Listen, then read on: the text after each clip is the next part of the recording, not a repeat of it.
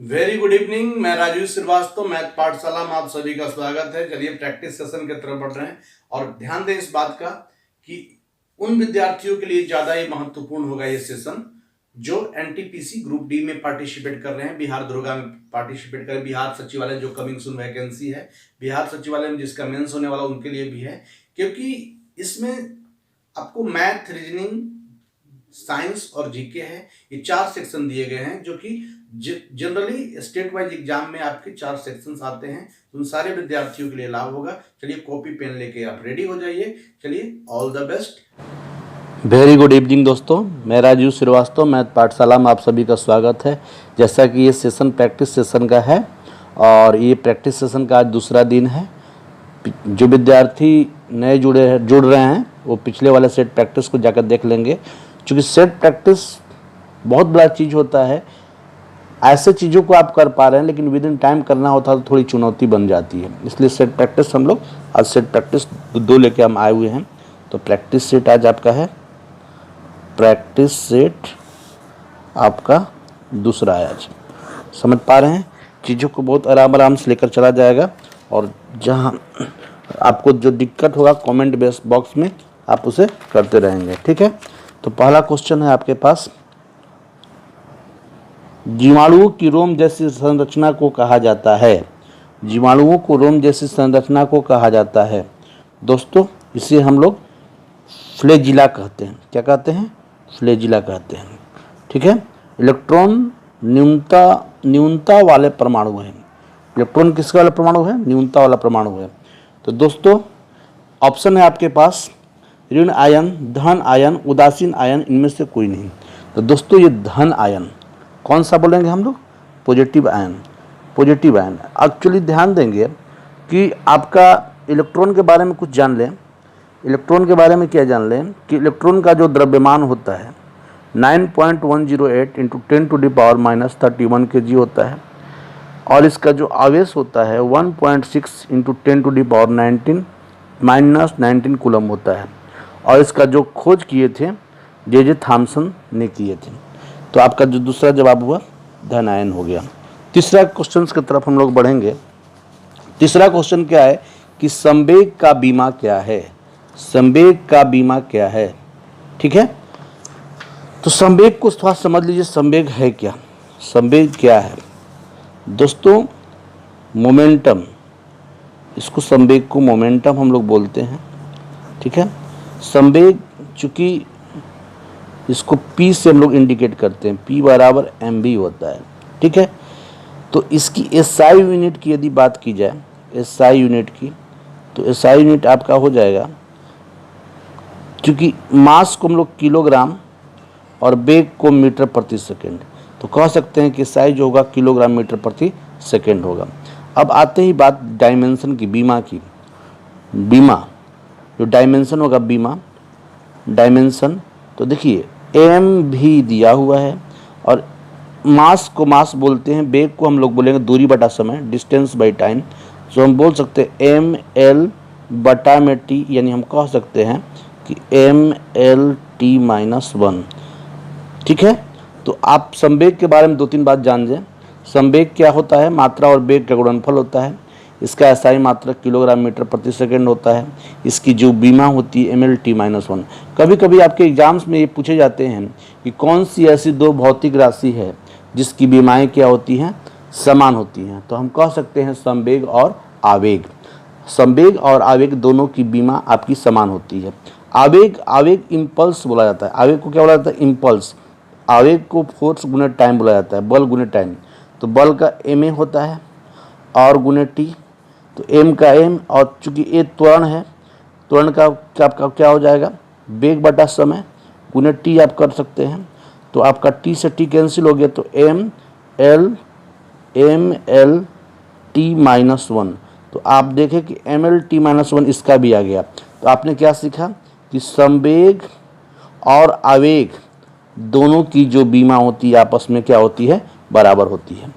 तो आपके एग्जाम्स में बहुत बार इस तरह का क्वेश्चन आएगी, कौन सी 2 भौतिक राशि है जिसकी बीमाएं समान होती हैं? तो आपका जवाब क्या होगा? संवेग और आवेग। अब आगे क्वेश्चन की तरफ बढ़ते हैं। क्वेश्चन नंबर 4 की तरफ हम आते हैं। क्वेश्चन नंबर 4 की तरफ हम आते हैं। ठीक है। हाँ, विद्युत मोटर का क्या रोल होता है? विद्युत मोटर का रोल जो होता है, विद्युत ऊर्जा को यांत्रिक ऊर्जा में परिवर्तित करता है। इसका मतलब हम लोग बॉल कह सकते हैं। क्या बोल सकते हैं? बॉल बोल सकते हैं। ठीक है, आगे बढ़ेंगे क्वेश्चन नंबर हम 5 की तरफ। निम्नलिखित में से क्वेश्चन नंबर 5, निम्नलिखित में से किसकी प्रत्यास्थता सबसे अधिक होती है? तो निम्नलिखित में से किसकी प्रत्यास्थता सबसे अधिक होती है? इन स्टील की। ठीक है, अब इसके बारे में थोड़ा जान जाइए। स्टील जो होता है रबर से ज़्यादा प्रत्यास्थ होता है। Steel is more elastic compare to rubber. ठीक है, तो आगे बढ़ते हुए, क्योंकि प्रत्यास्थता जो होता है स्टील की ज़्यादा होती है रबर के अपेक्षा, है ना। आगे हम लोग बढ़ेंगे। क्वेश्चन नंबर आपका 6, दर्द निवारक। क्वेश्चन नंबर 6, दर्द निवारक दवाएं कहलाती है। जैसा कि पिछले कल के सेट में भी इसको हम डिस्कस किए थे कि जो है दर्द निवारक दवाएं कहलाती है एनाल्जेसिक। क्या कहलाती है? एनाल्जेसिक। कल के सेट में भी आया हुआ क्वेश्चन। तो सेट प्रैक्टिस करने से यही सब होता है कि बहुत सारे क्वेश्चन एक फिर मिलने लगते हैं। समझ पा रहे हैं? क्वेश्चन नंबर हम 7 के आप पास जाएंगे। बोल रहा है कि अस्थायी चुंबक के लिए सर्वाधिक उपयुक्त धातु होता है। अस्थायी चुंबक के लिए सर्वाधिक उपयुक्त धातु कौन सा होता है? तो इस्पात होता है। क्या होता है आपका? इस्पात होता है। ठीक है, क्वेश्चन नंबर 8 के पास हम आते हैं। द्रव का अणुभार बढ़ने से उसकी श्यानता, द्रव की अणुभार बढ़ने से उसकी श्यानता बढ़ जाती है, क्योंकि श्यानता जो होती है अणुभार के समानुपाती होती है। यानी वो बढ़ेगा तो ये बढ़ेगा, ये घटेगा तो ये घटेगा, तो हम कह सकते हैं कि क्या हो जाएगी? बढ़ जाएगी। ठीक है, क्वेश्चन नंबर 9 के पास हम जाएंगे। क्वेश्चन नंबर 9 बोल रहा है कि फूलों के अध्ययन को कहा जाता है, फूलों के अध्ययन को बुलाया जाता है एंथ्रोलॉजी। क्या कहा जाता है? एंथ्रोलॉजी। फूलों के अध्ययन को एंथ्रोलॉजी कहा जाता है। ठीक है, जैसा कि इसमें ऑप्शंस जो दिया हुआ है एंथ्रोलॉजी, क्लोरोलॉजी, एग्रोलॉजी और पोलिनोलॉजी, ये सब के बारे में भी थोड़ा थोड़ा आप जान लें। ठीक है, जो एक ये फूलों के अध्ययन के लिए एंथ्रोलॉजी हम लोग बोल देंगे। एग्रोस्टोलॉजी जो होता है वो घासों से संबंधित विज्ञान की शाखा करता है। और सेरिकल्चर क्या होता है? इस शाखा के अंतर्गत रेशम की कीड़े पालन और उसके रेशम के उत्पादन का अध्ययन किया जाता है। तो क्वेश्चन नंबर हम 10 की तरफ बढ़ रहे हैं। श्वेत प्रकाश पर साबुन के बुलबुले, श्वेत प्रकाश पर साबुन के बुलबुले में रंग दिखाई पड़ते हैं क्योंकि उसका होता है आप ऑप्शन देख लेंगे, प्रकीर्णन, वर्ण विक्षेपण, विवर्तन और आपका हो जाएगा व्यक्तिकरण। तो आपका इसका जवाब बताइए क्या होगा? कमेंट बॉक्स में आप जल्दी मैसेज कीजिए। देखिए, आप पहले आज आपके कॉम्पिटिटिव एग्जामिनेशन में साइंस से बहुत सारे प्रश्न आ रहे हैं, तो साइंस को आपको डेवलप करना होगा। ठीक है, तो आगे बढ़ते हैं। इसका हम लोग जवाब क्या लेंगे? व्यतिकरण बोल देंगे। कार्बन माइक्रोफोन एक परिवर्ती है। कार्बन माइक्रोफोन क्या है? एक परिवर्ती है। तो आप इसका जवाब देंगे, इसका प्रतिरोध युक्ति है। क्या है? प्रतिरोध युक्ति है। ठीक है, स्वचालित वाहनों में द्रव चालित ब्रेक कार्य करते हैं। ये जो होता है पास्कल के सिद्धांत पर। किसके सिद्धांत पर? पास्कल के सिद्धांत पर। आप इसको ऐसे बोल सकते हैं, एक लड़की झूला पर बैठकर झूल रही है। ठीक है, एक लड़की झूला पर बैठकर झूल रही है। यदि लड़की एकाएक खड़ी हो जाए तो उसकी दोलन काल क्या होगा? ठीक है, तो आपका ऑप्शन है उसका दोलन काल जो है कम हो जाएगा। कम इसलिए हो जाएगा कि t बराबर 2π√L/g होता है। तो लंबाई जो है, लंबाई में परिवर्तन करने से आवर्तकाल क्या हो जाएगा? घट जाएगा। ठीक है, तो आगे बढ़ते हैं क्वेश्चन नंबर 14 की तरफ। स्टील में कितना कार्बन होता है? स्टील में कितना कार्बन होता है? स्टील में आपका 1 से लेकर 7% कार्बन होता है। क्वेश्चन नंबर 15 के पास हम पहुंच रहे हैं। निम्नलिखित में से कौन सा कार्बोरेटर का कार्य है? निम्नलिखित में से कौन सा कार्बोरेटर का कार्य है? कार्बोरेटर का कार्य क्या होता है कि यह पेट्रोल के साथ हवा को मिश्रित करके ठंडी कर जो है भाप देता है। इसका मतलब इसका ऑप्शन हम डी में जाएंगे। ठीक है, क्वेश्चन नंबर 16 के पास जाते हैं। किस धातु से बनाई मिश्र धातु हवाई जहाज तथा रेल के डिब्बों के पुर्जों में काम में लाई जाती है? तो आपका जवाब होगा एल्युमिनियम। किसका? एल्युमिनियम। ठीक है, क्वेश्चन नंबर 17 के पास जाएंगे। ध्वनि की गति किस माध्यम में अधिकतम होती है? ध्वनि की गति किस माध्यम में अधिकतम होती है? तो आप याद रखें, स्टील में। ध्वनि की जो है किस में अधिकतम होती है? स्टील में। जैसा कि आप ध्वनि की चाल वायु में आपका 330 मीटर प्रति सेकंड हो जाता है, लोहा में ध्वनि की चाल आपका 5130 हो जाता है, और एल्युमिनियम में 6420 मीटर प्रति सेकंड हो जाता है। तो ध्वनि की गति स्टील में के माध्यम में सबसे अधिकतम होती है। ठीक है, तो आगे बढ़ते हैं। क्वेश्चन नंबर हम 18 की तरफ बढ़ रहे हैं। क्वेश्चन नंबर 18 के पास हम आते हैं। किसी वस्तु का प्लायन वेग उसके द्रव्यमान m पर निर्भर करता है यह एक अनुक्रमानित होता है। तो चूंकि प्लायन वेग के बारे में आप जानेंगे। प्लायन वेग एस्केप वेलोसिटी अंडर रूट आपका 2gr होता है। 2gr। तो प्लायन वेग के बारे में आप जान सकते हैं कि वह न्यूनतम वेग जिससे कोई पिंड किसी पृथ्वी के सतह से ऊपर की ओर फेंके जाने पर गुरुत्वीय क्षेत्र को पार करके चला जाए, अर्थात वह पृथ्वी और वापस कभी नहीं आए, उसे प्लायन वेग कहते हैं। और प्लायन वेग का मान पृथ्वी के सतह पर आपका 11.2 किलोमीटर प्रति सेकेंड होता है। एक्चुअली इसमें मास का रोल नहीं है। आप देख पा रहे हैं, g आपका गुरुत्वीय त्वरण है, r त्रिज्या है। तो आप इसमें कह सकते हैं कि मास का यानी m0 का मान 1 के मतलब m के पावर 0 मतलब 1 कर सकते हैं। यानी आप इसका m का कोई रोल नहीं होता है, क्योंकि escape velocity under root 2gr होता है। क्वेश्चन नंबर 19 की तरफ बढ़ रहे हैं। सरल आवर्त गति करती हुई एक स्थिति ऊर्जा किस स्थिति में होती है? तो सरल आवर्त गति करती हुई वस्तु की स्थिति ऊर्जा किस स्थिति में होती है? तो आपका जवाब होगा कि अधिकतम विस्थापन की स्थिति में होती है। क्वेश्चन नंबर 20 के पास आएंगे। इनमें से कौन से सूर्य के प्रकाश के सीधे विद्युत ऊर्जा प्रवर्तित करता है? सूर्य के प्रकाश की सीधे सोलर भट्ठी, क्या बोल सकते हैं इसको? हम सोलर भट्ठी बोल सकते हैं। निम्नलिखित में से कौन सा कैथोड द्रव्य उच्चतम उत्सर्जन दक्षता प्रदान करता है? तो आपका हो जाएगा कौन सा? निम्नलिखित में से कौन सा कैथोड द्रव्य, यानी आपका टंगस्टन हो जाएगा। क्या हो जाएगा? टंगस्टन हो जाएगा। निम्नलिखित में सबसे भारी धातु कौन सी है? तो आपका जवाब हो जाएगा यूरेनियम। ठीक है, यूरेनियम के आपको दो समस्थानिक U9235 और U92238 है। ठीक है, यूरेनियम के बारे में आप ये भी जान लिए। अब आगे बढ़ते हैं क्वेश्चन नंबर 23 के पास। न्यूक्लियर रिएक्टर में न्यूक्लियर रिएक्टर में मॉडरेटर का प्रमुख कार्य क्या होता है? तो आपका होता है कि न्यूट्रॉन की गति को कम करना, यानी इसमें आपका जवाब हो गया बॉल हो गया। ठीक है, क्वेश्चन नंबर 24 बहुत ही महत्वपूर्ण प्रश्न है। क्वेश्चन नंबर 24 बोल रहा है कि वैन डर वाल्स समीकरण में P + a/v² into v - b बराबर RT, तो A की बीमाएँ क्या होगी? एक्चुअली आपको जानने के लिए इस बात को ध्यान देना होगा कि चूंकि P का मान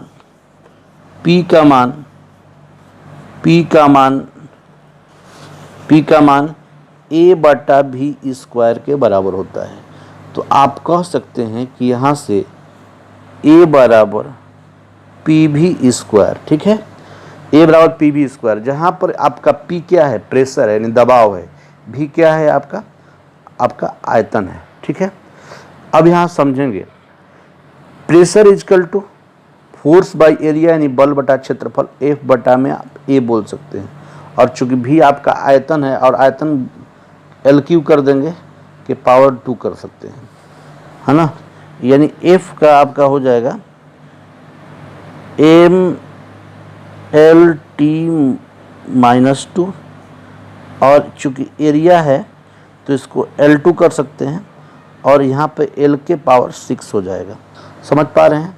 तो आप देखेंगे कि आपका ऊपर में L 6 व 1 7 है, और नीचे में 2 है, तो वो 7 में से 2 गया कितना हो जाएगा? 5 हो जाएगा। यानी ml 5 Ml5T-2, Ml5T-2, और Ml5T-2 आपका ऑप्शन किस में दिया हुआ है? Ml5T-2 इज यानी कि आपका ऑप्शन दिया हुआ है डॉग में। ठीक है, तो वैन डर वाल में आपका P क्या होता है? प्रेशर होता है। V क्या होता है? वॉल्यूम होता है। ठीक है, तो और दूसरी चीज़ P का मान जो है A/V² के बराबर होता है। तो आगे बढ़ते हुए क्वेश्चन नंबर हम 25 के पास पहुंच रहे हैं।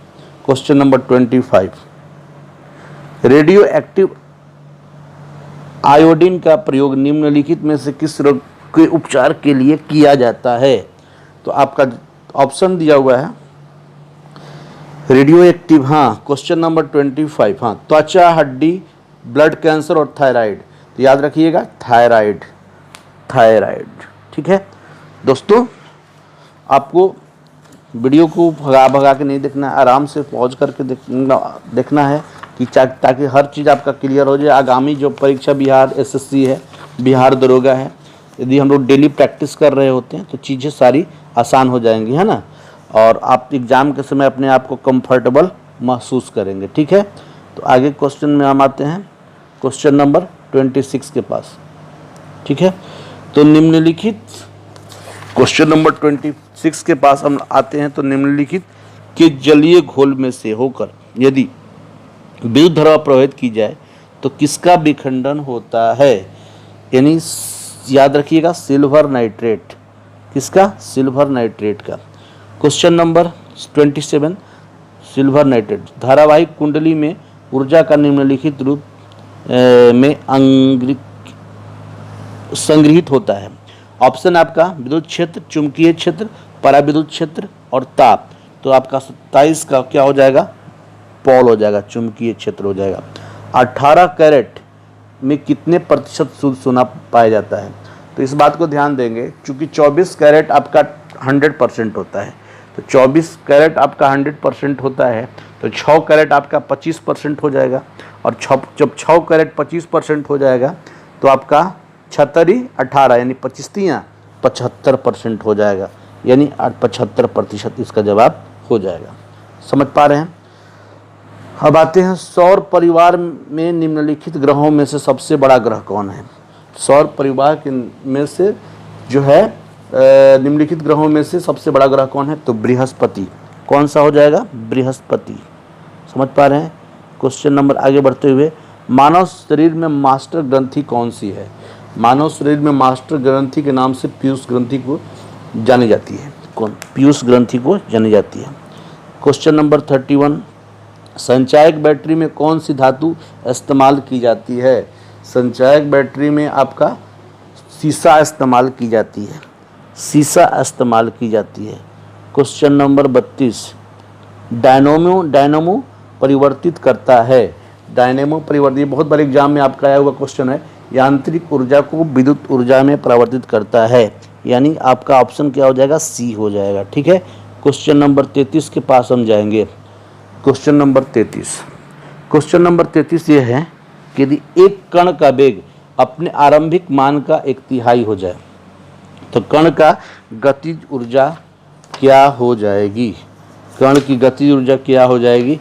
आपके पास ऑप्शन है 9 गुनी 1/9 गुनी 3 गुनी 1/3 गुनी। चूँकि गति ऊर्जा के बारे में आप जानेंगे, काइनेटिक एनर्जी ½ mv² होता है, ½ mv² होता है। इसका मतलब अब बोल रहा है कि वेग जो है, वेग को क्या कर दिया जाए?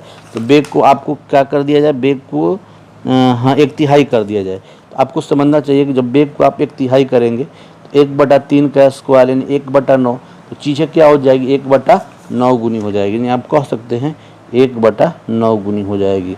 क्वेश्चन नंबर 34, बॉक्साइट कौन सी धातु का अयस्क है?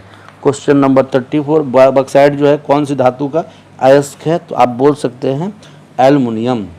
आप बोल सकते हैं, क्या बोल सकते हैं? एल्युमिनियम। अच्छा, एल्युमिनियम का अयस्क है। अच्छा, तो बॉक्साइट एल्युमिनियम धातु का अयस्क है।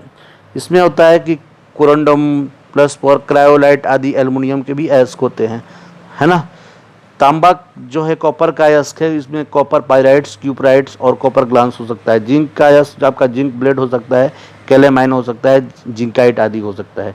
आपका प्रश्न था कि जो है प्रश्न की एल्युमिनियम का, एल्युमिनियम का ऑक्साइड, एल्युमिनियम का किसका, बॉक्साइट में कौन सी धातु का इसको होता है, तो एल्युमिनियम का। क्वेश्चन नंबर हम 35 के पास जा रहे हैं।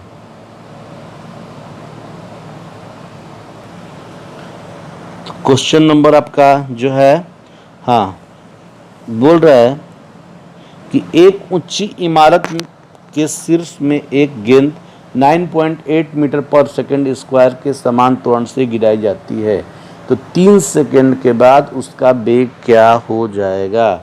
समझ पा रहे हैं, 3 सेकंड के बाद उसका वेग क्या हो जाएगा। एक्चुअली जब ऊपर से गिराई जा रही है तो भी बराबर आप बोल सकते हैं u प्लस जी टी, ठीक है। और चूंकि आपका जो दिया हुआ है प्रश्न में g का मान 9.8 है और टाइमिंग 30 सेकंड है, ठीक है।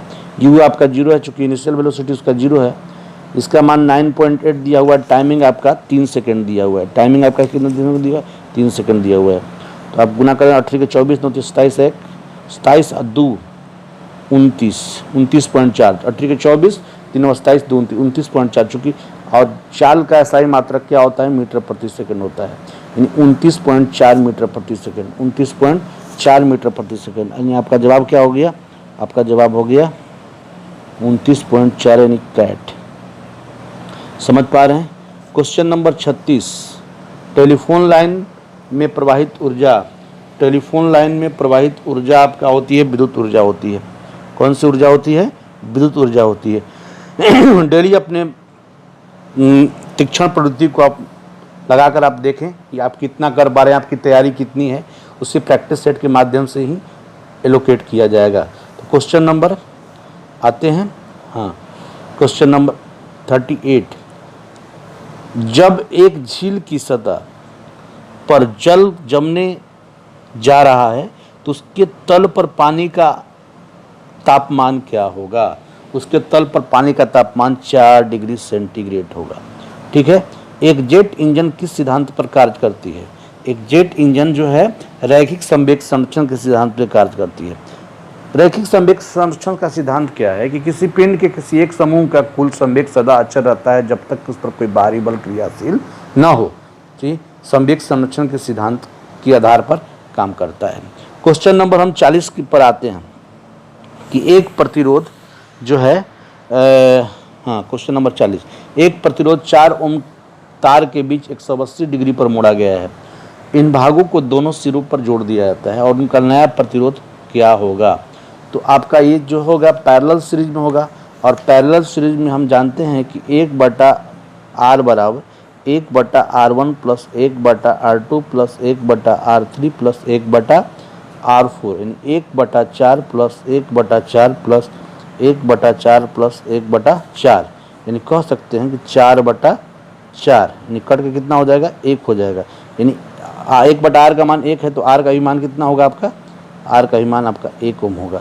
यानी कह सकते हैं कि आपका जवाब कितना हो गया, 1 ओम हो गया, 1 ओम आपका जवाब हो गया। क्वेश्चन नंबर 41, कर्णन की राजतरंगिणी की रचना 11वीं किस शताब्दी में की गई थी।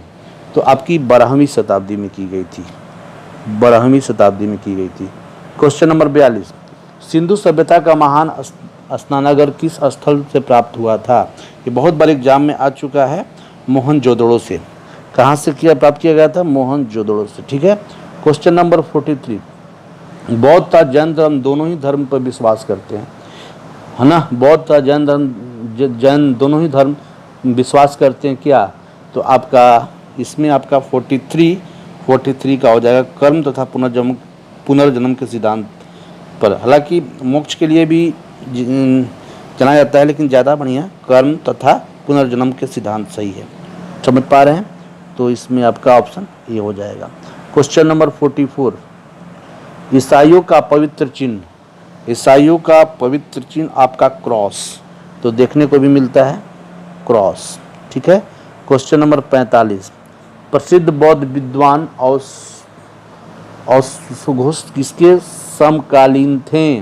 तो क्वेश्चन नंबर 45 का जवाब हो जाएगा आपका कनिष्क, कनिष्क। ठीक है। 12 मासा की रचना किसने की थी? 12 मासा की रचना आपका मालिक मोहम्मद जैसी, यानी आपका क्या हो जाएगा? कैट हो जाएगा, कैट, मालिक मोहम्मद जैसी की थी। क्वेश्चन नंबर 47, अकबर ने सर्वप्रथम वैवाहिक संबंधों के राजपूतों को जिस गृह में से स्थापित किए वह था 47 कछुआओं से। किससे था? कछुआओं से था। ठीक है। क्वेश्चन नंबर 48, तानसेन का असली नाम क्या था? तानसेन का असली नाम मकरंद पांडे। क्या था? मकरंद पांडे। दिल्ली के लाल किला में मोती मस्जिद का निर्माण किसने किया था? यह भी क्वेश्चन बहुत बार आया हुआ है। तो औरंगजेब ने। किसने किया था? औरंगजेब ने। शिवाजी की मंत्रिपरिषद में प्रधानमंत्री को कहते हैं, बताइए क्या हो जाएगा? तो पेशवा। क्या कहते हैं? पेशवा कहते हैं। भारत छोड़ो आंदोलन कब प्रारंभ हुआ? देखिए 1942 तो सबको पता है। अब ये इसमें पूछा गया है कि किस माह में हुआ, तो आपका हो गया अगस्त 1942 में, यानी आप कह सकते हैं बॉल। ठीक है। क्वेश्चन नंबर आपका 52, राज्यपाल का वेतन किस कोष से आता है? आपका राज्य की संचित निधि से आता है, यानी इसका कह सकते हैं बॉल। क्वेश्चन नंबर 53, स्वेज नहर किन दो सागरों को जोड़ती है? यानी आपका जवाब होगा लाल सागर तथा भूमध्य सागर। लाल सागर तथा भूमध्य सागर, यानी आपका ऑप्शन हो गया सी। ठीक है। क्वेश्चन नंबर 54, देश का पहला लौह इस्पात कारखाना कहाँ स्थापित किया गया? देश का पहला लौह इस्पात कारखाना कहाँ स्थापित है? कुल्टी में। कहाँ किया गया? कुल्टी में। ठीक है। क्वेश्चन नंबर 55, हिंडकल परियोजना किस नदी पर बनी हुई है? तो आपका घाट प्रभा, घाट प्रभा, घाट प्रभा पर बनी हुई है। ठीक है। तो हिडकल परियोजना घाट प्रभा नदी पर बनी हुई है। नागार्जुन सागर परियोजना कृष्णा नदी पर बनी हुई है। भाखड़ा जो है आपका नांगल परियोजना सतलज नदी पर बनी हुई है। और हीराकुंड बांध परियोजना आपका महानदी पर बनी हुई है। कांकड़ पारा परियोजना तप्ती नदी पर बनी हुई। तो आपको यहाँ पर हमने लिस्ट दिया। आगे बढ़ते हुए क्वेश्चंस को करेंगे। क्वेश्चन नंबर आपका 56, जवाहर रोजगार योजना किस पंचवर्षीय योजना में शामिल किया गया है? यानी 7वीं, किसमें? 7वीं।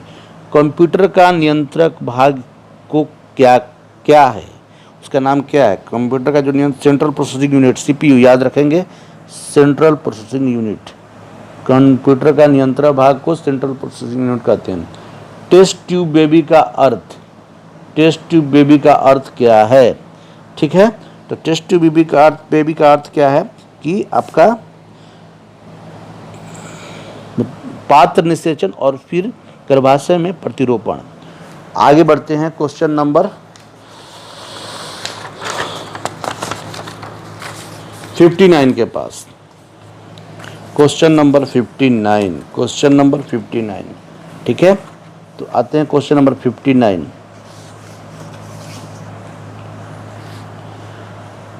ओलंपिक ध्वज की पृष्ठभूमि का रंग क्या है?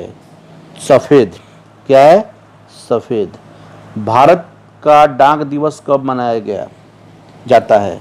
भारत में डाक दिवस कब मनाया जाता है? तो आपको 9 अक्टूबर, 9 अक्टूबर। क्वेश्चन नंबर आपका 61। देखिए अब यहाँ से आपका मैथ शुरू होता है दोस्तों। अभी अभी हम लोग जो डिस्कस कर रहे थे, कुछ साइंस के क्वेश्चन थे, कुछ आपके जीके के क्वेश्चन थे। ठीक है। करंट अफेयर थोड़ा घर पे प्रैक्टिस किया कीजिए, है ना। और करंट अफेयर प्रैक्टिस करने के लिए आप प्रतियोगिता दर्पण का सहारा लें, और सबसे बेस्ट है आप उसको थोरो पढ़ें, क्योंकि इसमें हम लोग करंट अफेयर हम लोग नहीं करा पा रहे हैं, चूँकि मैथ, रीजनिंग, साइंस और जीके कवर किया जा रहा है। ये मान के कि आपका एसएससी है, बिहार एसएससी, और एनटीपीसी स्पेशल है, बिहार दरोगा का भी सिलेबस करीब करीब यही है। तो चीज़ों को हम लोग कर पा रहे हैं।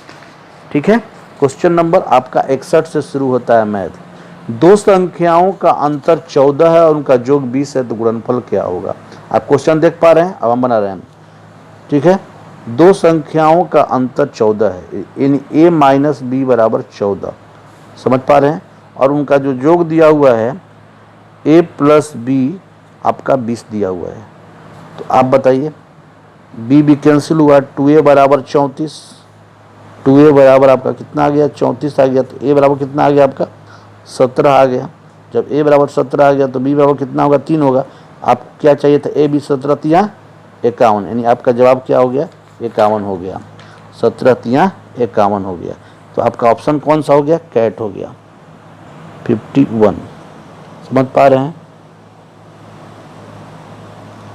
आगे बढ़ते हुए क्वेश्चन नंबर 62, क्वेश्चन नंबर 62 आप देख लेंगे एक बार।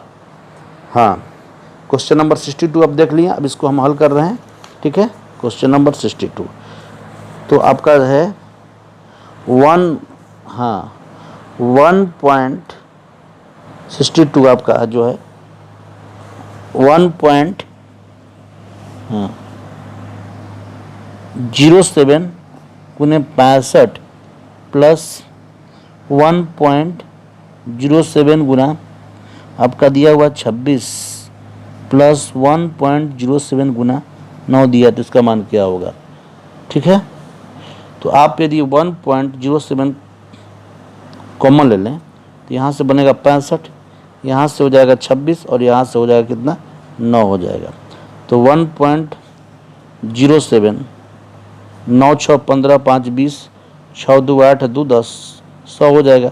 यानी 107 पर 2 0, दशमलव के बाद 2 को अंक घटा देंगे, यानी कह सकते हैं 107। जो इस प्रकार आपका ऑप्शन क्या हो गया, 107 हो गया, 107, यानी आप कह सकते हैं डॉग। ठीक है, क्वेश्चन नंबर 63। ठीक है, मोहन ने 5% वार्षिक दर से साधारण ब्याज की दर से 6 वर्ष के लिए ऋण लिया है। यदि कुल ब्याज के रूप में 1230 रुपया देता है तो मूल राशि कितनी थी। ध्यान देंगे, आपका जो जवाब है क्वेश्चन नंबर 63 का। ठीक है, 63 नंबर क्वेश्चन कह रहा है कि 5% वार्षिक दर से साधारण ब्याज 6 वर्ष के लिए ऋण लिया। तो देखिए, साधारण ब्याज में रेट इंटू टाइम को हम लोग परसेंट, एसआई का मतलब रेट इंटू टाइम परसेंट होता है। ठीक है, तो आपका जो रेट है 5% है और कितने समय के लिए गया, 6 वर्ष के लिए। तो 5 6 का 30%, और 30% में इंटरेस्ट कितना भुगतान किया, 1230 किया। तो 1% को आप बोल सकते हैं कि 3 चौके 12, यानी 41 को बोल सकते हैं। 1% का मान 41 है, 100% का मान कितना होगा, 4100 होगा, यानी कह सकते हैं 4100 रुपया, जो कि आपका ऑप्शन कौन सा दिया हुआ है, 4100, यानी कि आपका ऑप्शन ये दिया हुआ है, एप्पल। ठीक है, क्वेश्चन नंबर 64, क्वेश्चन नंबर 64 आप देख लीजिए। क्वेश्चन नंबर 64 पे हम आते हैं। 64, हाँ 64 देख पा रहे हैं, हाँ ठीक है 64। ठीक है, 64 बोल रहा है 4.359 minus into 4.359 minus 1.641 into 1.641 divide 4.359 minus 1.641। आप देख रहे हैं कि 4.359 का ऊपर में ए स्क्वायर माइनस बी स्क्वायर बटा में ए माइनस बी है। तो आपका जब ए स्क्वायर माइनस बी स्क्वायर बटा में, तो ए स्क्वायर माइनस बी स्क्वायर क्या होता है, ए प्लस बी इंटू ए माइनस बी, ए स्क्वायर माइनस बी स्क्वायर इन ए प्लस बी इंटू ए माइनस बी आप बोल सकते हैं, बटा में आपका ए माइनस बी है। तो ये चीज़ कैंसिल हो गया, यानी ए प्लस बी बच गया, और ये कितना है 4.359 प्लस 1.641।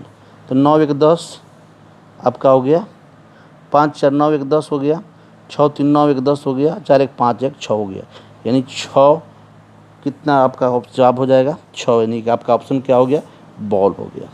समझ पा रहे हैं, 6 आपका जवाब हो गया। Question number 65, question number 65 65 number question. 90 kilometre प्रति घंटा की गति से चल रही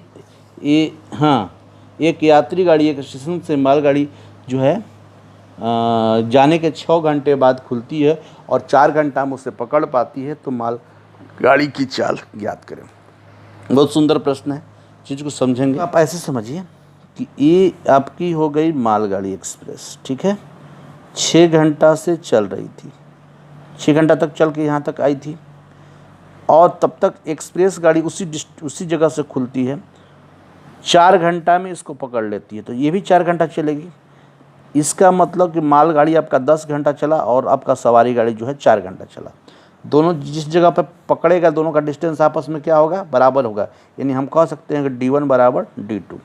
अब मालगाड़ी का आपका टाइमिंग दूरी के बारे में हम लोग जानते हैं कि वेग गुने समय V1 T1 बराबर V2 T2। तो मालगाड़ी का जो वेग हमको नहीं पता है, x मान लिए, इसका टाइमिंग 10 घंटा लग गया क्योंकि 6 4 10 हो गया, और चूँकि सवारी गाड़ी का आपका 4 है, स्पीड दिया हुआ है 90 और टाइमिंग 4 घंटा, तो कह सकते हैं कि x बराबर आपका 9 चौके 36, यानी मालगाड़ी की जो चाल होगी 36 किलोमीटर प्रति घंटा। दोस्त इसमें समझना ये था कि मालगाड़ी पहले से ही 6 घंटा चल रही थी और 4 घंटा चली, तो मालगाड़ी 10 घंटा चल ली, लेकिन सवारी गाड़ी तो 4 घंटा चली। अच्छा, मालगाड़ी जो है 10 घंटा में जितना तय कर रही है उतना सवारी गाड़ी आपका 4 घंटा में तय गई। सवारी गाड़ी की जो स्पीड है 90 है, तो 9 चौके 36 360 किलोमीटर गई, और उसको 10 घंटा में तो उससे हट जाना है, तो हम कह सकते हैं कि जो यदि मालगाड़ी की चाल होगी वो 36 किलोमीटर प्रति घंटा होगी। समझ पा रहे हैं? आगे बढ़ते हुए क्वेश्चंस की तालिका में हम चलेंगे। क्वेश्चन नंबर आपका 66, क्वेश्चन नंबर आपका 66, सामने आपका 66 है, 66 नंबर सवाल देख लेंगे बढ़िया से। हाँ, 66 नंबर सवाल देखिए, ठीक है। हाँ, एक काम को A 10 दिन में करता है, B 15 दिन में करता है, दोनों एक साथ काम करके आरंभ करता है, परंतु 5 दिन के बाद B काम छोड़कर चला जाता है, और बताएं कि शेष काम को एक ही। देखिए, इस तरह का प्रश्न हम बहुत बताए हुए हैं, तो जो नए विद्यार्थी हैं टाइम एंड वर्क का मेरे जाके प्ले लिस्ट में देख सकते हैं, बहुत सारा ऐसा प्रश्न कराए हैं, आपको प्रॉब्लम नहीं होगी। जैसे हमने क्या किया कि A काम को 10 घंटा में कर रहा है, अब B जो है उसको 10 दिन में कर रहा है, B 15 दिन में कर, 10 15 कैल्शियम ले लिए 30 हो गया, 10 3 30, 15 दूनी का 30 हो गया, ठीक है। अब दोनों ने मिलकर काम शुरू किया, इसका मतलब कि हाँ A प्लस B है, और दोनों ने मिलकर 5 दिन काम किया, तो 3 2 5 यूनिट, 25 यूनिट काम हो गया। करना कितना था 30 यूनिट, तो बच कितना गया 5 यूनिट। करना किसको, A को, और A की क्षमता कितनी है 3, तो 5 से 3 को डिवाइड कर दिए, यानी कह सकते हैं कि 1.2/3, यानी शेष काम को A जो है 1.2/3 दिन में करेगा, यानी आपका जवाब क्या हो गया, बॉल हो गया, ठीक है। क्वेश्चन नंबर आपका 67, क्वेश्चन नंबर 67 आपका जो है, ये ध्यान देंगे, 67 नंबर क्वेश्चन बहुत महत्वपूर्ण प्रश्न है, बहुत बार एग्जाम में आया भी है कि एक आदमी अपने घड़ी 144 रुपया में बेचता है, और यदि उसके लाभ की प्रतिशत लागत मूल्य के बराबर है तो घड़ी का लागत मूल्य कितना था। इसको आप दो तरह से सोचें, या तो इसको ऑप्शन से बनाएं, या तो हम दो तरीका बताएंगे जो आपको उचित लगेगा। देखिए, घड़ी को जो है 144 रुपया में बेचता है, ठीक है, और जितना रुपया का खरीदा था उतना ही % उसको प्रॉफिट होगा।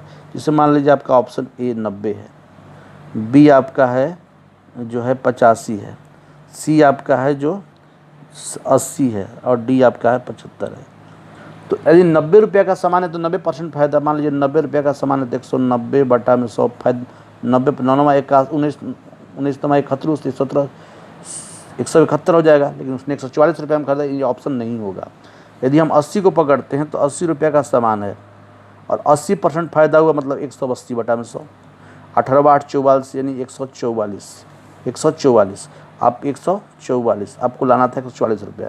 एक तो ऑप्शन से इसको बना सकते हैं। दूसरा चीज़ कि ऐसा प्रश्न कभी भी आए कि जितना रुपया का सामान है उतना ही % यदि आपको फ़ायदा हो रहा है तो आप एक काम करिएगा। जैसे मान लीजिए 140 रुपया में उसको बेचा गया, तो हम इसको ऐसे ड्रिल करेंगे कि दो संख्याओं के बीच का अंतर आपका 10 का हो। तो 18 8 44 और इसके बीच का अंतर 10 का है। छोटे वाले के पास जाके हम उसको 80 कर देंगे, समझ जाइएगा। छोटे वाले के पास हम जाके एक 0 चिपका देंगे। जब भी इस तरह का प्रश्न हो कि जितना रुपया का सामान है उतना ही रुपया उसे फ़ायदा हो रहा है, उतना ही % फ़ायदा हो रहा है, तो उसको ऐसा ड्रिल कीजिए दो संख्याओं के बीच में कि दोनों के बीच का अंतर जो है 10 हो जाए, और छोटे वाले के पास जाके एक जीरो चिपका देंगे, यानी 8 के पास एक जाके जीरो चिपका देंगे 80। आप इसको ऐसे बोल सकते हैं, ठीक है। तो ये बहुत महत्वपूर्ण प्रश्न है, बहुत बार एग्जाम में आया हुआ है। क्वेश्चन नंबर हम 68 की तरफ बढ़ रहे हैं। 68, ठीक है। 68 आपका रीजनिंग है। इसको देखिए, यदि 17 दिसंबर 1982 को शनिवार था तो 22 सितंबर 1984 को कौन सा दिन होगा। क्वेश्चन ये है कि 17 दिसंबर का मतलब 12, 1982 को यदि शनिवार था, ठीक है, तो आपसे पूछा गया 22 सितंबर, अगस्त सितंबर 9 महीना 1984 को कौन सा दिन होगा, ठीक है। अब देखिए, पहला काम कीजिए कि जो उसका डेट है वो लिख लीजिए, जो उसका मंथ है वो लिख लीजिए, लेकिन इसका साल ले लीजिए 1984। इतना कर दिए। अब देखिए 82 से 84 आना 2 साल, लेकिन 83 आपका प्लेन ईयर है और लीप। हम देखिए कैलेंडर का भी वीडियो डाल चुके हैं, तो जो नए विद्यार्थी हैं जाके कैलेंडर का देख सकते हैं, है ना। उसमें क्या है कि 83 आपका प्लेन ईयर है, जो साल का अंतिम 2 अंक 4 से कटे उससे लीप ईयर कहते हैं, नहीं कटे तो प्लेन ईयर। 83 प्लेन ईयर हो गया और 84 आपका लीप ईयर हो गया, क्योंकि 84 4 से कट जाएगा, ठीक है।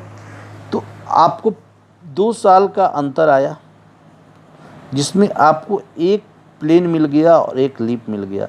प्लेन के लिए हम 1 रखते हैं, लीप के लिए 2 रखते हैं, इसका मतलब कुल मिला के 3 दिन एक्स्ट्रा होगा। तो जब 3 दिन एक्स्ट्रा होगा तो शनिवार में 3 दिन जोड़ दीजिए, रवि सोम मंगल, यानी इस दिन वो मंगलवार होगा, ठीक है। लेकिन आपको वो तो चाहिए नहीं, आपको चाहिए 22, है ना, सितंबर। अब देखिए सितंबर आपका 30 दिन का होता है, 30 दिन में से आपका 22 दिन चला गया तो 8 दिन बच गया। अक्टूबर पूरा आपका 31 दिन का होता है, नवंबर 30 दिन का हो गया, और दिसंबर में आपको जाना है 17 तारीख, ठीक है। 7 से भाग देकर इसको छोटा कर देंगे, 7 कम 7, 1 शेष बच गया। और यहाँ देखिए 3 और यहाँ 2, 14 3 17, ठीक है। 7 कम 7, 1 हो गया, 7 चौक 28, 3 हो गया, और 7 चौक 28, 2 30 हो गया, 7 दूनी 14 3 17 हो गया, ठीक ना। तो 3 3 6 1 7 खत्म कर दीजिए, बच गया 2। यानी कि आपको ना आपको यहाँ से इस चीज़ फाइंड आउट करना है, ठीक है। तो आप पीछे आ रहे हैं तो घटाएंगे, और आगे जा रहे हैं तो जोड़ेंगे। जब पीछे आ रहे हैं तो आप घटाएंगे, यानी ये मंगल है तो मंगल में 2 दिन घटाना है आपको, तो मंगल में 1 दिन घटाएंगे तो सोमवार, और दूसरा दिन घटाएंगे तो रविवार। तो कह सकते हैं कि ये जो दिन होगा वो क्या होगा, रविवार होगा। यानी आपका ऑप्शन जो हो गया रविवार, आपका ऑप्शन जो हो गया डॉग हो गया। समझ पा रहे हैं। क्वेश्चन नंबर आपका 69, यदि बी की अपेक्षा ए 25% अधिक कमाता है तो ए बी से कितना % कम कमाता है। ये बहुत अच्छा क्वेश्चन है। एक क्वेश्चन इस तरह के आपके एग्ज़ाम में आते ही आते हैं, ठीक है। तो आप इस चीज़ को समझिएगा, जब भी इस तरह का प्रश्न है x बटा में 100 प्लस माइनस x इंटू 100 कर दीजिएगा। चूँकि 25% अधिक है तो 25 बटा में 125 गुना 100 कर दीजिए, 25 5 125 और 20 5 100, यानी 20% कम कमाएगा। यानी आपका जवाब कितना हो गया, 20% कम हो जाएगा। समझ पा रहे हैं। क्वेश्चन नंबर 70, क्वेश्चन नंबर 70 आपका जो है, ध्यान देंगे कि वह छोटी से छोटी प्राकृतिक संख्या बताइए जिससे 980 से गुना करने पर पूर्ण वर्ग बन जाए। 980 से गुना करने पर पूर्ण वर्ग बन जाए, ठीक है। तो 980 से गुना करने पर पूर्ण वर्ग बन जाए तो पहले इसको तोड़ दीजिए। 98 गुने 10, 10 को आप 5 2 कर सकते हैं, ठीक है।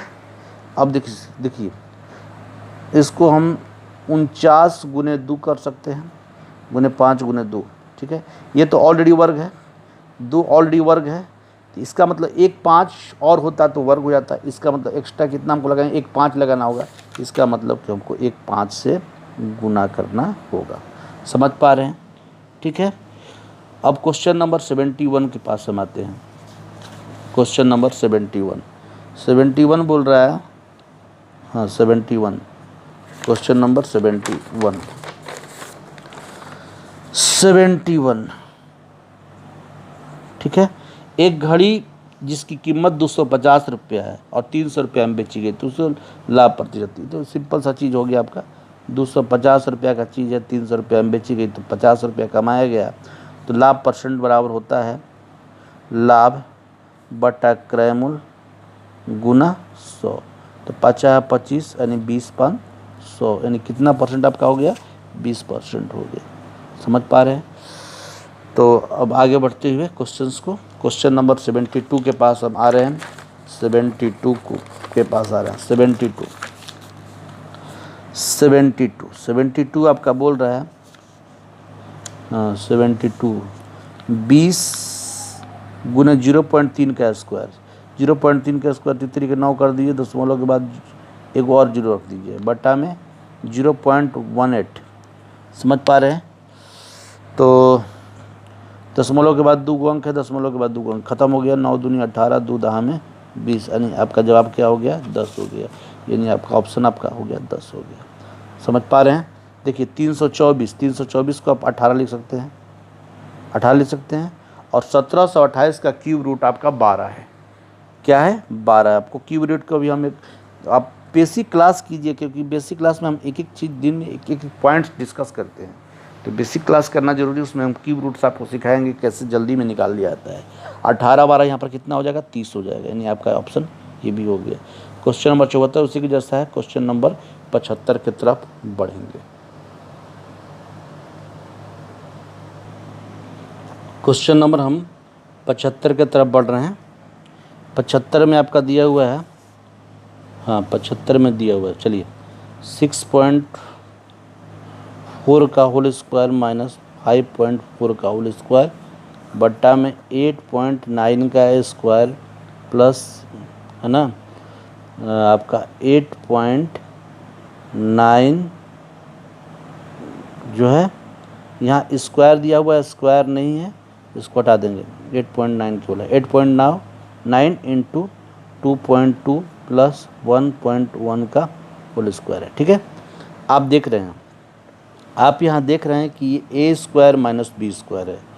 तो ए स्क्वायर माइनस बी स्क्वायर में एक बार जोड़ते हैं और एक बार घटाते हैं।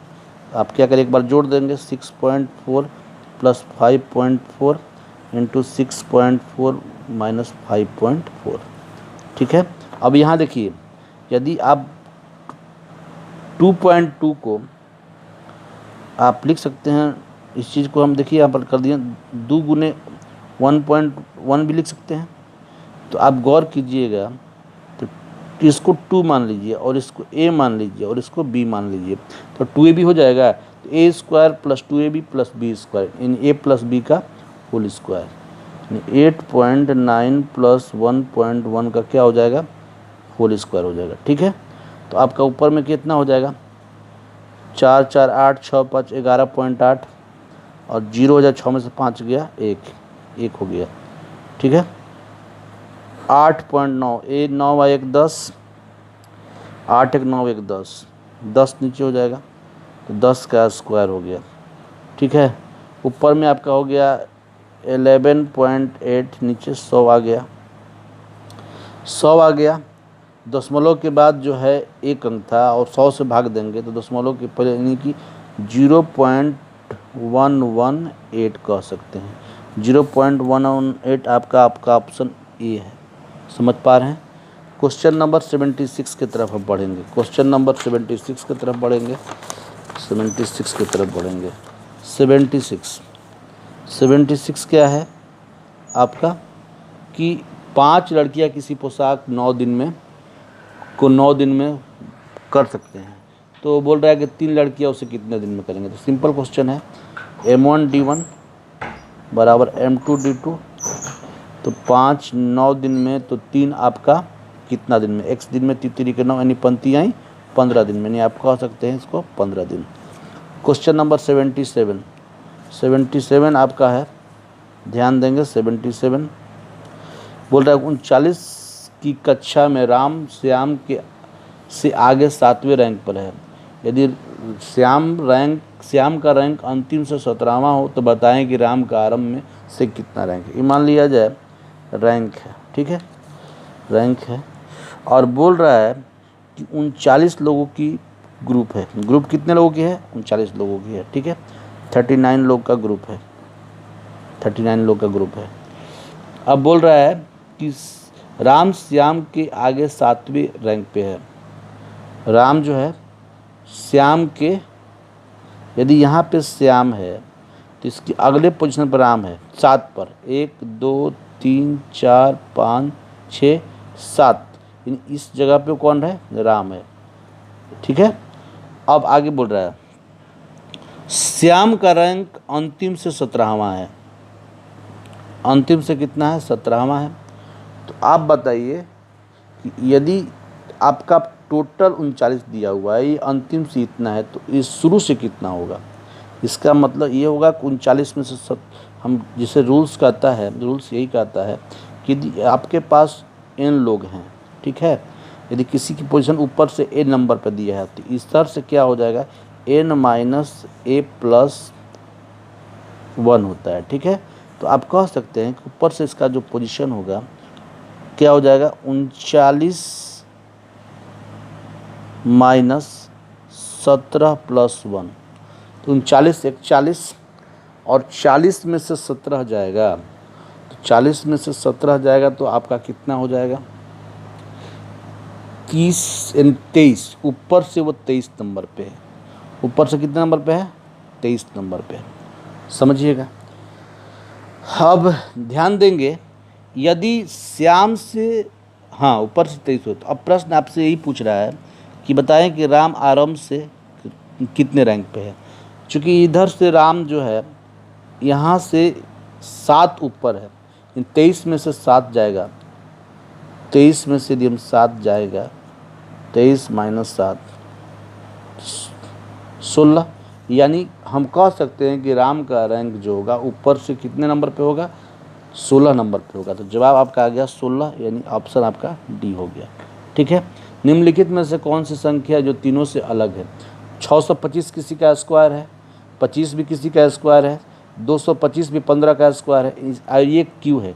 तो हम कह सकते हैं कि यही आपका होगा 125। आते हुए क्वेश्चंस, अब आगे बढ़ते हुए, ठीक है, तो बढ़ते हैं।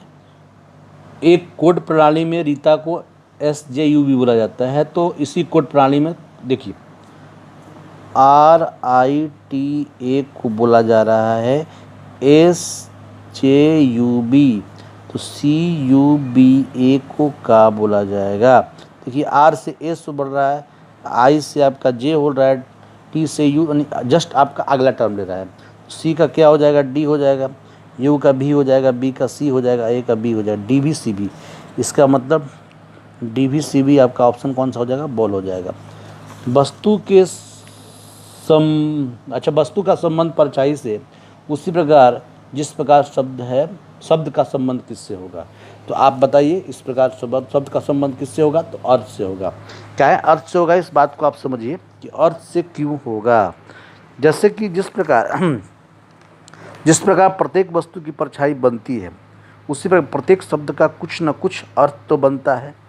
तो हम कह सकते हैं इसका क्या होगा? अर्थ होगा। अगला क्वेश्चन में भी आप देख लीजिए, ड्रमर का संबंध ऑर्केस्ट्रा से उसी प्रकार जो है मंत्री का संबंध किससे होगा? तो आप बताइए कि जिस प्रकार ड्रमर का ऑर्केस्ट्रा से संबंध है, उसमें मंत्री का किससे होगा? कैबिनेट से होगा। कैबिनेट का एक अभिन्न अंग है। जिस प्रकार ड्रमर जो है ऑर्केस्ट्रा का एक अंग है, उसी प्रकार हम कह सकते हैं कि मंत्री जो है एक कैबिनेट का अंग है। तो आपका इसमें जवाब हुआ अर्थ में, और इसका जवाब हुआ कैबिनेट से। समझ पा रहे हैं? तो अब आते हैं कि नीचे दी गई आकृति में कुल कितने त्रिभुज हैं।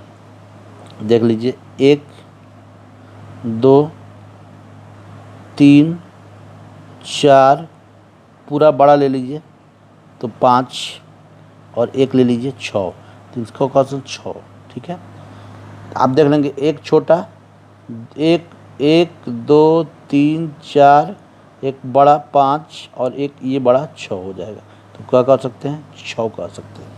Question number 83, Vikram Sarabhai space centre कहाँ है? बहुत बार एग्जाम में आया है। त्रिवेंद्रम में है। कहाँ है? त्रिवेंद्रम में है। क्वेश्चन नंबर 84, निम्न में से किस पहाड़ियों पर उष्णकटिबंधीय सदाबहार वन पाए जाते हैं? तो नीलगिरी पहाड़ी पर। किस पहाड़ी पर? तो नीलगिरी पहाड़ी पर। समझ पा रहे हैं? अगला क्वेश्चन की तरफ हम बढ़ेंगे। क्वेश्चन नंबर आपका हो गया नीलगिरी पहाड़ी पर, यहाँ त्रिवेंद्रम बोल दीजिए, यहाँ नीलगिरी पहाड़ी बोल दीजिए। ठीक है, आगे बढ़ते हैं। क्वेश्चन नंबर 85, अद्वैत का सिद्धांत का प्रतिपादक कौन थे?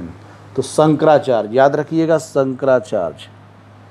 क्वेश्चन नंबर 86, कि डूबते हुए सूरज का देश किसे कहा जाता है? क्वेश्चन नंबर, डूबते हुए जो सूरज का देश है उसे किसे कहा जाता है?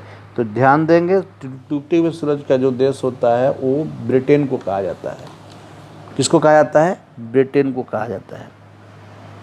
सॉरी, ब्रिटेन को कहा जाता है। डूबते हुए सूरज का देश किसे कहा जाता है? ब्रिटेन को कहा जाता है। तो इसके बारे में और आप विशेष जानना है तो आप जान सकते हैं ना, कि जो है चीन का अशोक जो है आप बोल सकते हैं, इवाओ नदी को कहा जाता है। लिली का देश कनाडा को कहा जाता है। हैरिंग पॉन्ड जो है आपका हैरिंग पॉन्ड एंटार्क्टिक महासागर को कहा सकता है। Land of cakes Scotland. श्वेत शहर जो है बेलग्रेड में सूर्योदय का देश यानी जापान को बोला जाता है। और गोरों की कब्र गिनी को बोला जाता है। तो यहाँ पर आपका जवाब था कि डूबते सूरज का देश किसे कहा जाता है, तो आप जवाब देंगे ब्रिटेन को। क्वेश्चन नंबर 87 क्वेश्चन जो है, नेपोलियन बोनापार्ट निवासी था। किसका निवासी था? फ्रांस का। नेपोलियन बोनापार्ट फ्रांस का निवासी था। क्वेश्चन नंबर 88, रोम किस नदी के किनारे स्थित है? रोम किस नदी के किनारे स्थित है? तो आप जान जाएंगे टाइबर। रोम किस नदी के किनारे स्थित है? तो टाइबर के किनारे स्थित है ना। आगे बढ़ेंगे हम लोग। क्वेश्चन नंबर आपका, हाँ, टाइबर। 89, लाल सीसा रेड लीड जो है को बोलचाल की भाषा में क्या कहा जाता है? बोलचाल की भाषा में इसको सिंदूर कहा जाता है। और आप जान सकते हैं यहाँ पर चीज़ है सिंदूर, जैसे कि आप यहाँ पर सिंदूर जो है बोरेक्स इसका नाम हो जाता है। और इसका जो फार्मूला हो, तो कभी कभी इसको एग्ज़ाम में फार्मूला के रूप में भी पूछ दिया जाता है। तो आप इसका Na2B4O7, ठीक है, इंटू 10H2O, यानी इसके नाम से जाना जाता है। अब आप लाफिंग गैस, इसी तरह आपका आप 2-3-4 हमको नाम बता दीजिए। साधारण नमक आपको सोडियम क्लोराइड NaCl हो गया। चिली सोडियम नाइट्रेट को NaNO3 हो जाएगा। लाफिंग गैस आपका नाइट्रस ऑक्साइड को बोलते हैं। इसी प्रकार लाल सिंदूर अभी बताएं, लाल सिंदूर जो होगा सुहागा हो गया। लाल सिंदूर आपका हो गया लेड पायराइट्स, यानी Pb3O4, ठीक है। फिटकिरी, कभी कभी फिटकिरी पूछ देता है, ध्यान देंगे, यानी पोटेशियम एल्यूमिनियम सल्फेट होता है। फिटकिरी का हमेशा पूछता है, इसको याद रखिएगा कि K2SO4, ठीक है, Al2SO4 का क्या होल थ्राइस इंटू 24H2O। तो ये फिटकिरी का हो जाएगा, है ना। आगे बढ़ते हुए क्वेश्चन नंबर 90 के पास हम पहुंच गए। 90, निम्न में से कौन सा साधारण ताप पर द्रव पाई जाती है? तो आपका हो जाएगा ब्रोमीन। क्वेश्चन नंबर 91, औरैवली आश्रम निम्न में से किस महापुरुष से संबंधित है? अरविंद घोष। किससे संबंधित है? भिक्षुक कविता की रचना किसने की थी? तो आपका सूर्यकांत त्रिपाठी निराला। अब यहाँ से पुनः मैथ शुरू होता है। ध्यान देंगे कि A/B बराबर B/C, तो A4/B4 बहुत बार एग्जाम में आया है, इसे आप देखेंगे।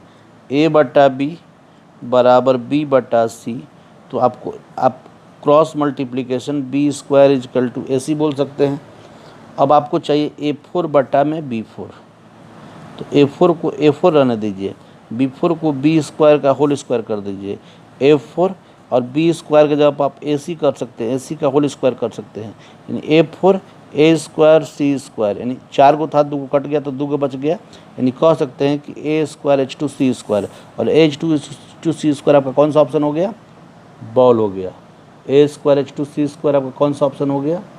बॉल ऑप्शन, आपका ऑप्शन बॉल हो गया ऑप्शन, यानी A square H2 C square आपका बॉल ऑप्शन हो गया। क्वेश्चन नंबर आपका हो गया आपका 94, क्वेश्चन नंबर 94 क्या कर रहा है देख लीजिए, बोल रहा है 8 माइनस 4 रूट 3 का वर्गमूल ज्ञात करें, 8 माइनस 4 रूट 3 का वर्गमूल ज्ञात करें। ठीक है, तो देखिए हम स्क्वायर रूट्स का वीडियोस ऑलरेडी बनाए हुए हैं, तो जो नए विद्यार्थी हैं जाके वहाँ पर देख सकते हैं। देखिए स्क्वायर रूट निकालने में सबसे पहले चीज़ यह ध्यान दीजिएगा कि यहाँ पर केवल 2 रखना है। अब कहिएगा 4 है 2 रखा जाए, तो 2 को अंदर कर दीजिए, 4 तिहाई 12, आपको 4 रखना था, कितना रखना 4, तो 2 आपने रखा, 2 को अंदर कर दिया। ठीक है, तो 2 अंदर गया तो 4 हो गया, 4 तिहाई 12 हो गया। अब आप ही बताइए कि ऐसी कौन सी 2 संख्या जिस जोड़ दिया जाए तो 8 और गुना कर दिया जाए तो 12, तो 6 2 8 और 6 दूनी के 12, एक ले लिए 6 और एक ले लिए 2, 6 2 8 6 दूनी के 12, बीच में क्या है आपका माइनस है, बीच में आपका क्या है माइनस, तो माइनस लगा दिए और दोनों पर रूट लगा दिए, यानी कह सकते हैं √6 माइनस √2, यानी आपका जवाब क्या हो गया? डॉग। ठीक है, तो इसमें कुछ करना नहीं होता, बस वहाँ 2 ब्रेक करना है और 2 ब्रेक करने के बाद आपका 12 हो गया। तो वहाँ ऐसी कौन सी 2 संख्या जिसको जोड़िए घटाइए तो आपका 8 हो जाए और गुना कीजिए तो आपका 12 आ जाए। ठीक है, तो 6 2 8 6 दूनी के 12, अरे बीच में माइनस है तो माइनस हमने दे दिया, बीच में माइनस है तो माइनस दे दिया। आगे बढ़ते हैं, तो क्वेश्चन नंबर 95 की तरफ हम आगे बढ़ेंगे। तो ये हम लोग सीख लिए, वर्गमूल हम लोग कैसे निकालेंगे, तो निकाल लिए, हो गया। तो ये 95 नंबर क्वेश्चन, देखिए 95 बगल में कर देते हैं। 1.125 into 10 to the power n बराबर दिया हुआ है 0.001125। ठीक है, तो n का मान क्या होगा समझिएगा। दशमलव के नीचे देखिए यहाँ पर 3 अंक लिख दिए, 1 2 3, यहाँ देखिए दशमलव के नीचे 6 अंक लिख दिए, 1 2 3 4 5 6, क्योंकि देखिए 1 2 3 4 5 6, 3 ठो ख़त्म कर दिए, अभी भी आपका 3 ठो बचा हुआ है, ये पोजीशन ख़त्म हो गया। तो 10 के पावर n को जब इसको ले जाएंगे 10 के पावर -3 हो जाएगा, तो हम कह सकते हैं कि n बराबर -3, यानी आपका जवाब क्या हुआ -3 हो गया। 57 के 2 तिहाई और 90 के 1 तिहाई से कितना अधिक है? कितना अधिक है? 57 का 1 तिहाई, 57 का 2 तिहाई, 57 का 2 तिहाई यदि आप करेंगे 2/3, तो 3 कम 3 3 9 19 दूनी का 38 ये हो गया। ठीक है, अब ये हो गया 90 का 1 तिहाई, तो 90 का 1 तिहाई कितना हो जाएगा 1/3, यानी कितना हो गया 3 30 तिहाई 90 30 हो गया, तो कितना का डिफरेंस आया 8 का, तो हम कह सकते हैं 8 अधिक है। क्वेश्चन नंबर हम 97 के, तो आगे बढ़ेंगे क्वेश्चन नंबर 97 के पास चलेंगे। 97, इस चित्र में AC जो है BD के पैरेलल है, AC BD के पैरेलल है। ठीक है, और कोण CAF आपका 25 दिया हुआ है। ठीक है, कोण DBG आपका 75 दिया हुआ है। BF का मान BA के बराबर है, BF का मान जो है BA के बराबर है। ठीक है, तो कोण BFE का मान क्या होगा, यानी BFE इस कोण का मान निकालना है। ठीक है, अब आपको समझना है कि ये वाला AC जो है BD के पैरेलल है, इसका मतलब ये कोण और ये कोण दोनों बराबर चाहिए। जब ये 75 है तो यहाँ तक 75 चाहिए, तो 25 दिया हुआ तो इसमें कितना बच गया 50 बच गया। अब समझिएगा, आपके प्रश्न में बी एफ बराबर बी ए दिया हुआ है, दो साइड इक्वल है, तो जब दो साइड इक्वल है तो दो एंगल भी इक्वल होगा, इसका मतलब ये 50 तो ये भी 50 होगा। अब देखिए यहाँ पर आपको एक चांद बन रहा है, क्या बन रहा है, चांद बन रहा है। तो जब चांद बनने पर 180 डिग्री कोण होता है, तो जब 50 इधर हो गया तो ये कितना हो गया आपका 130, और इस कोण के बारे में ही पूछा गया था, तब डिग्री हो गया। समझ पा रहे हैं। क्वेश्चन नंबर 98, किसी वस्तु का अंकित मूल्य उसके लागत मूल्य से 600 रुपया अधिक है और दुकानदार 12.2.5% छूट देता है, 17% का लाभ कमाता है, तो वस्तु की लागत मूल्य क्या है। देखिए अंकित मूल्य और ये क्रय मूल्य, यदि क्रय मूल्य x रुपया है तो अंकित मूल्य बोल रहा है 600 अधिक है, तो x प्लस 600 हो गया। और हम जैसा कि बताए हैं, जो भी नए विद्यार्थी, मैं बार बार बोलता हूं कि जो नए विद्यार्थी हैं जो जरूर मेरे पीछे वाले वीडियो को वॉच करें।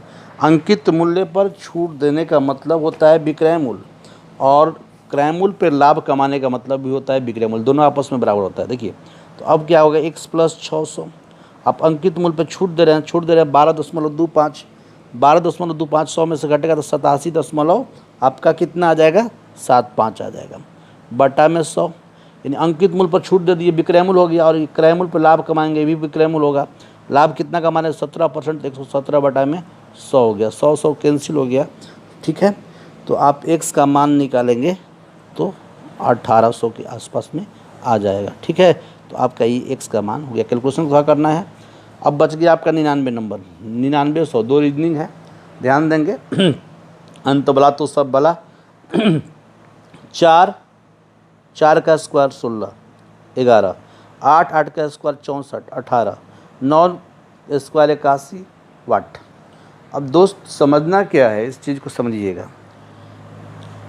11, 6 1 7 4 11 कर दिया है, क्या किया है, 6 1 7 4 11 कर दिया है, 6 4 10, 10 8 18 कर दिया है, तो 8 1 9 9 9, यहाँ पर क्या हो जाएगा 18, यानी ऑप्शन क्या हो जाएगा आपका, डॉग हो जाएगा।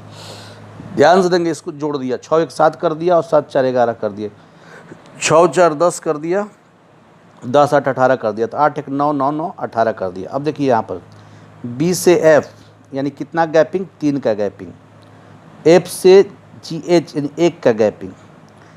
ठीक है, यानी कि इधर 3 का गैपिंग, इधर 1 का गैपिंग, तो इधर फिर 3 का गैपिंग, IJK 3 का गैपिंग हो गया, और देखिए फिर यहाँ 1 का गैपिंग, मतलब 3 का गैपिंग, 1 का गैपिंग, 3 का गैपिंग, 1 का गैपिंग, तो यहाँ 3 यहाँ 1 यहाँ 3 यहाँ 1, तो इस बार क्या होगा आपका 1 का गैपिंग हो गया, और एक क्या दिया हुआ है, L दिया हुआ है, तो L के बाद L के बाद क्या करेंगे, LMN, M एक गैपिंग हो गया, M तो क्या आ गया, N आ गया। तो दोस्तों जैसा कि आप देखें कि मैथ पाठशाला चैनल के माध्यम से आपको जो है पूरे प्रैक्टिस सेट कराया गया थ्रू आउट, जिसमें एक क्वेश्चन को भी लीव नहीं किया गया, चाहे वो साइंस से रिलेटेड हो, चाहे वो GS से रिलेटेड हो। ठीक है दोस्तों, आप डेली पार्टिसिपेट करें, और प्रैक्टिस सेट आपको बहुत चीज़ सिखाता है कि टाइम कैसे मैनेज करें, और यही मैनेजमेंट आपको उस दिन आपको कम्प्रीहेंसिव कर पाता है, और उस दिन आपको सोचने के लिए दक्ष बनाता है। चलिए, ऑल द बेस्ट। यदि आपको वीडियो अच्छा लगा तो लाइक करें, शेयर करें, सब्सक्राइब करें। ठीक है।